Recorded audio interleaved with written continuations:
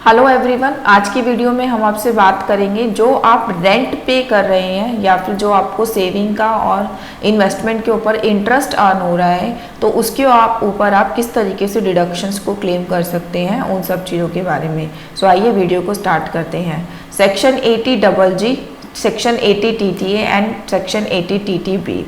Section 80GG जो है वो बात करता है कि अगर आप रेंट पे रह रहे हैं तो आपको जो भी आप रेंट पे कर रहे हैं उसके अगेंस्ट आप कैसे डिडक्शन क्लेम कर सकते हैं और डिडक्शन क्लेम करने के लिए किन किन कंडीशंस को आपको कंपाइल करना है। Section 80GG allow an individual to claim a deduction on the rent that is paid towards their residential accommodation. Deduction can be claimed on any kind of residential property which is unfurnished, furnished or even semi-furnished. Section 80GG जो है सिर्फ और सिर्फ individual को जो है deduction देने की बात करता है। अगर आप एक कंपनी के बारे में रिटर्न को फाइल कर रहे हैं तो कंपनी के केस में आपको सेक्शन 80GG की डिडक्शन नहीं मिलेगी।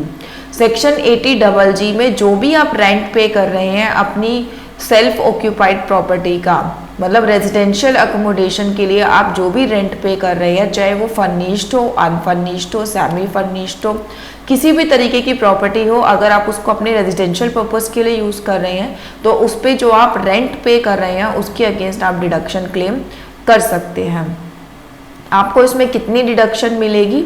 Amount of deduction, the deduction shall be minimum of the following: excess of rent paid over 10% of adjusted total income. जो आपकी एडजस्टेड टोटल इनकम है उसका 10% जो भी अमाउंट आएगा वो, लेस जो आपने रेंट पे किया है पूरे साल का वो, तो जो भी डिफरेंस अमाउंट आएगा उतना आप इसमें डिडक्शन क्लेम कर सकते हैं। ये है आपकी पहली कंडीशन। दूसरी, 25% of the adjusted total income, adjusted total income का 25%। तीसरा, 5000 per month, that means 60,000 per annum तक आप जो है रेंट का डिडक्शन क्लेम कर सकते हैं। इन तीनों कंडीशंस को कैलकुलेट करने के बाद विच एवर इज लोअर, ठीक है, जो भी अमाउंट आपका लो होगा उतने अमाउंट की आप डिडक्शन अपनी रेंट इनकम टैक्स की रिटर्न फाइल करते समय क्लेम करेंगे। अब बात आती है कि एडजस्टेड टोटल इनकम की डेफिनेशन क्या है। यहाँ पर जो भी आपकी टोटल इनकम है, पहले हम उसकी बात करेंगे। सबसे पहले आप देखेंगे कि आपके टोटल इनकम कितनी है, उसमें से एडजस्टेड टोटल इनकम को कैलकुलेट करने के लिए आपको, अगर आपने कोई LTCG उसमें ऐड कर रखी है, LTCG मतलब लॉन्ग टर्म कैपिटल गेन, अगर आपने कोई अर्न किया था वो आपने अपनी टोटल इनकम में ऐड किया हुआ है तो आप उसको लेस करेंगे। अगर शॉर्ट टर्म कैपिटल गेन आपने कुछ उसमें ऐड किया हुआ है तो आप उसको लेस करेंगे। प्लस जो भी डिडक्शन 80C से लेकर 80U तक जितनी भी डिडक्शन आप क्लेम कर सकते थे वो सारी आप इस एडजस्ट टोटल इनकम में से आप सारी जो है क्लेम कर लेंगे। फिर अगर आप जो है एक NRI है या फिर कोई फॉरेन कंपनी है जिसके ऊपर स्पेशल रेट्स अप्लाई हो रहे हैं फ्यू इनकम्स को लेके, लाइक NRI की कुछ ऐसी इनकम होती है जिनके ऊपर स्पेशल रेट्स जो है अप्लाई होते हैं, या फिर आपके को जो है फॉरेन कंपनी से इनकम हो रही है तो आपके ऊपर कुछ special rates, tax rates apply होते हैं।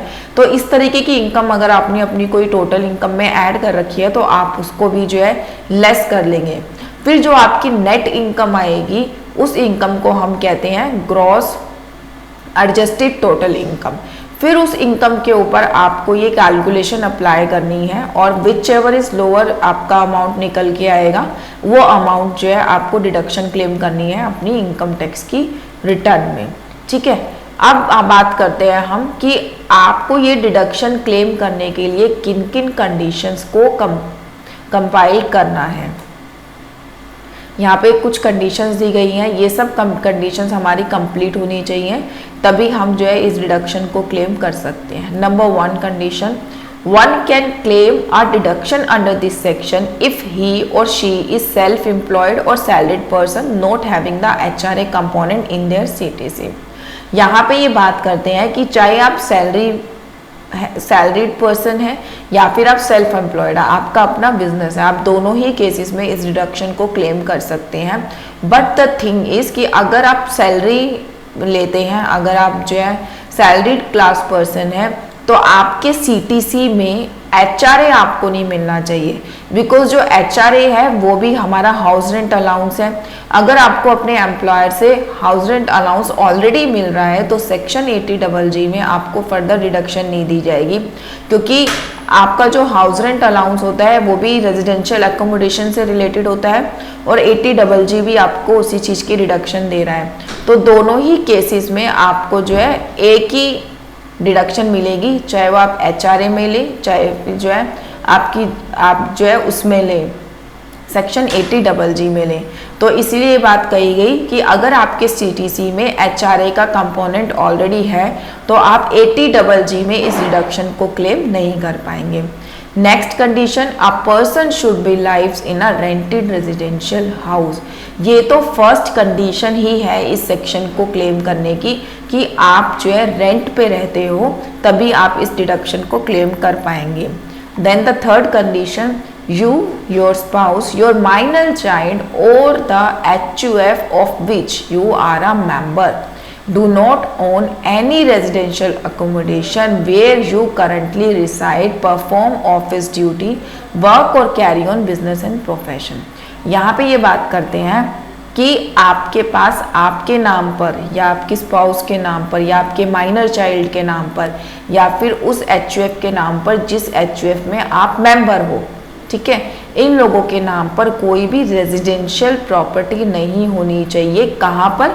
जहाँ पर कि आपका ऑफिस है या फिर जहाँ पे आपका बिजनेस चल रहा है वहाँ पर। देखिए इसके पीछे एक लॉजिक है, ये कंडीशन क्यों रखी गई।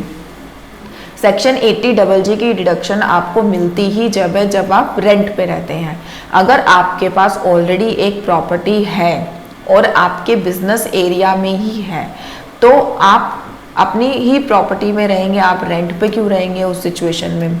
तो इसलिए डिपार्टमेंट ने कहा कि अगर उस एरिया में आपकी प्रॉपर्टी है तो हम सेक्शन 80GG की डिडक्शन आपको नहीं देंगे, क्योंकि आपके पास ऑलरेडी एक रेजिडेंशियल अकोमोडेशन है जिसको आप यूज़ कर सकते हैं। रेंट पे रहने की आपको ज़रूरत है ही नहीं उस केस में, ठीक है। तो इस चीज़ का ध्यान रखिएगा, इस सेक्शन को आप जब भी यूज़ कर पाएंगे अगर आपके नाम पर या फिर आपकी जो स्पाउस है, चिल्ड्रंस हैं, HUF हैं, उनके नाम पर उस एरिया में कोई रेजिडेंशियल प्रॉपर्टी नहीं होगी तब, ठीक है। Fourth point is no benefit under section 80GG will be allowed if you are owner of a house in the city or the town where you are employed or doing your business. ये same condition है जो मैंने आपको ऊपर बताई कि अगर आपके पास खुद के नाम पर प्रॉपर्टी होगी उसी एरिया में जिस एरिया में आपका ऑफिस है या फिर आपका बिजनेस है तो आपको इसकी डिडक्शन नहीं मिलेगी।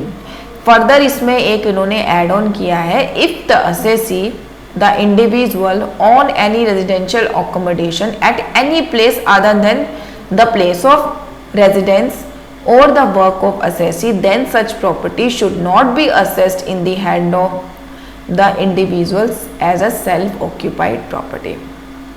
यहाँ पर इन्होंने एक सेकेंड कंडीशन इससे अटैच कर दी है कि अभी तक मैंने जो आपको बताया बार बार इस बात पे फोकस किया कि उस एरिया में आपके नाम पर या आपकी फैमिली के नाम पर जो है प्रॉपर्टी नहीं होनी चाहिए। अब ये यहाँ पे बात कर रहा है कि मान लो मेरी उस एरिया में प्रॉपर्टी नहीं है बट हाँ उसके अलावा दूसरे एरिया में है, इंडिया में कहीं पर भी मेरी प्रॉपर्टी है बट उस एरिया में नहीं है, तो उस केस में इन्होंने कहा है कि अगर ऐसी कोई प्रॉपर्टी रेजिडेंशियल प्रॉपर्टी आपके नाम पर है अगर उस एरिया में नहीं है तब भी, तो उस प्रॉपर्टी को आप as a self occupied property अपनी इनकम टैक्स के रिटर्न में कोई रिबेट या डिडक्शन क्लेम नहीं कर सकते अगर हम 80GG की रिबेट क्लेम करना चाहते हैं तो, ठीक है। तो इसमें इन्होंने ये बात क्लियर कर दी कि अगर आप उस प्रॉपर्टी को as a self occupied property दिखाकर अपनी इनकम टैक्स की रिटर्न में और कोई डिडक्शन क्लेम कर लेंगे और इधर से आप as a self occupied residential accommodation दिखाकर 80GG की कंडीशन क्लेम कर रहे हैं तो यहाँ पर क्या है, आप ये ड्यूल बेनिफिट अवेल कर रहे हैं। तो इसलिए इन्होंने साफ ये बात लिख ली कि आप जो है सेल्फ ऑक्यूपाइड प्रॉपर्टी दिखाकर ऐसी किसी प्रॉपर्टी को अपने इनकम टैक्स की रिटर्न में कोई और डिडक्शन क्लेम नहीं करेंगे अगर आप 80GG की रिबेट क्लेम कर रहे हैं तो। Now the next point, Beside these assets, any other assets you may own would be called as capital assets like land, building, share, trademark, patent, jewelry, etc. तो एक ये जनरल कंडीशन है इनकी. Form 10BA is required to be filled with the detail of payment of rent to claim deduction under this section. यहाँ पे ये कह रहे हैं कि अगर आप सेक्शन 80JJ की डिडक्शन क्लेम करना चाहते हैं तो उसके लिए आपको एक फॉर्म आता है 10BA. ये फॉर्म आपको पहले भरना होगा. ये फॉर्म भरने के बाद आप सेक्शन 80JJ की जो है डिडक्शन क्लेम कर पाएंगे. फॉर्म 10BA होता क्या है? फॉर्म 10BA जो है एक डिक्लेरेशन है. उसमें आप अपने जो है लैंडलॉर्ड की डिटेल सारी डालते हैं, आप अपने एज अ टेनेंट डिटेल डालते हैं और ये कंफर्म करते हैं कि हाँ आप इस प्रॉपर्टी को यूज़ कर रहे हैं रेजिडेंशियल अकोमोडेशन के लिए, आप कोई और रेजिडेंशियल प्रॉपर्टी को as a residential accommodation use नहीं कर रहे. तो एक छोटा सा डिक्लेरेशन फॉर्म होता है ये, जो ऑनलाइन जाता है, आपके लॉगिन से ही आपको फिल करना होगा. ये फॉर्म भरने के बाद ही आप जो है इस सेक्शन 80JJ की डिडक्शन को क्लेम कर पाएंगे. सो ये था हमारा सेक्शन 80JJ. इसमें आप रिबेट क्लेम कर पाएंगे जो भी आप रेंट पे कर रहे हैं उसकी. कब क्लेम कर पाएंगे? अगर आपके HRA नहीं मिल रहा आपको तभी, आपकी कोई और प्रॉपर्टी नहीं होनी चाहिए उस एरिया में तब, या फिर अगर कोई और प्रॉपर्टी है तो आप उसको सेल्फ ऑक्यूपाइड प्रॉपर्टी दिखाकर कोई और डिडक्शन क्लेम नहीं करेंगे तभी आप इसको क्लेम कर पाएंगे. फर्दर आपको जो है फॉर्म नंबर 10BA भी फाइल करना होगा. अब एक एग्जाम्पल देख लेते हैं इसी डिडक्शन से related. Mister A having adjusted total income ₹5 lakh lives in Mumbai in a rented apartment and pay a rent of ₹15,000 per month. 15,000 per month वो जो है रेंट पे कर रहे हैं. हिज टोटल रेंट हो गया 1,80,000 का, वो जो है अपना रेंट पे कर रहे हैं पूरे साल का. Now as per the above mention criteria the 3 possibilities can be. वो कितनी रिबेट क्लेम कर सकता है? हम ये मान के चल रहे हैं कि सारी कंडीशंस वो सेटिस्फाई कर रहा है. नंबर 1 कंडीशन थी हमारी कि उसको 60,000 एनुअली मिलेगा, 5,000 पर मंथ या फिर 60,000 एनुअली. ये हमारी number 1 condition. Second condition 25% of the adjusted total income. Adjusted total income उसकी 5 लाख रुपीज़ है, इसका 25% हो गया 1,25,000. थर्ड कंडीशन हो गई जो उसने रेंट पे किया minus 10% of adjusted total income. Rent पे करा 1,80,000, 10% ऑफ 5 लाख तो ये आ गया 1,30,000. अब इन 3 क्राइटेरिया में से जो भी लोअर अमाउंट होगा उतना उसको डिडक्शन मिलेगी. तो इनमें से जो लोअर अमाउंट है वो है आपका 60,000. 60,000 आप वो जो है अपनी इनकम टैक्स की रिटर्न में क्लेम कर सकते हैं अंडर सेक्शन 80JJ. सो ये था हमारा detail section 80JJ. Now will move on to section 80TTA. Section 80TTA बहुत ही इंटरेस्टिंग सेक्शन है. Deduction for interest on saving account. आपको जो सेविंग बैंक पे इंटरेस्ट मिलता है आप उस इंटरेस्ट के अगेंस्ट भी डिडक्शन को क्लेम कर सकते हैं. कितना क्लेम कर सकते हैं अब हम वो देखेंगे. Section 80TTA allow a deduction in respect of income from a interest on deposit held in saving account with the bank और कोऑपरेटिव सोसाइटी. आपका किसी भी बैंक में अकाउंट है या कोऑपरेटिव सोसाइटी में अकाउंट है, आपने जो भी उसमें अकाउंट में फंड है उसके ऊपर जो भी आपको इंटरेस्ट मिल रहा है उस इंटरेस्ट के अगेंस्ट आप जो है डिडक्शन क्लेम कर सकते हैं इस सेक्शन के अंदर. ठीक है.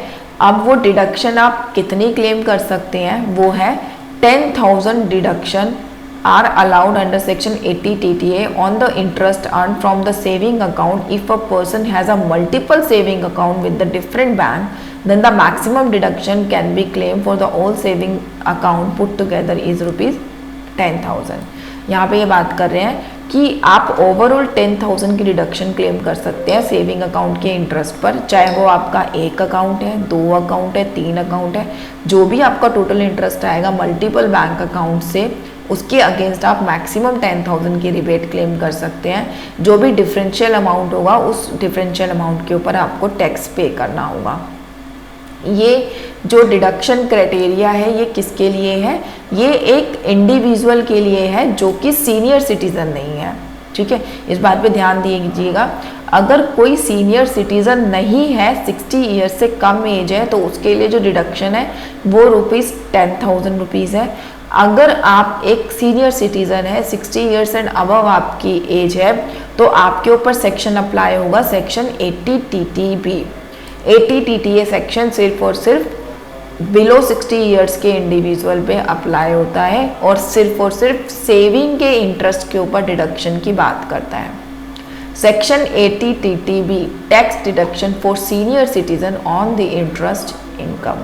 यहाँ पे दो बातें इन्होंने कही है। सेक्शन 80 TTB दो कंडीशंस पे जो है डिडक्शन देता है। एक, आप सीनियर सिटीजन हो, दूसरा आपकी इंटरेस्ट इनकम है। इंटरेस्ट इनकम के आगे इन्होंने कुछ नहीं लिखा कि आपकी सेविंग की इंटरेस्ट इनकम है या फिक्स डिपॉजिट की इंटरेस्ट इनकम है, बस आपकी इंटरेस्ट इनकम होनी चाहिए। जबकि 80 TTA में इन्होंने साफ साफ लिखा है कि आपकी सेविंग अकाउंट की इंटरेस्ट की इनकम है।